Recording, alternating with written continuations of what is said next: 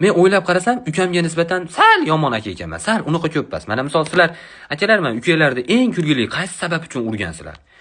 Men profilaktik ishlar yuzasidan deb ham uraveramanda, tushunyapsizlarmi? Menga aqlli uka kerak emas ekan, bunday o'ylab qarasam. Chunki aqlli odam bitta qilgan xatosini kaltaygandan keyin qaytarib qilmaydi.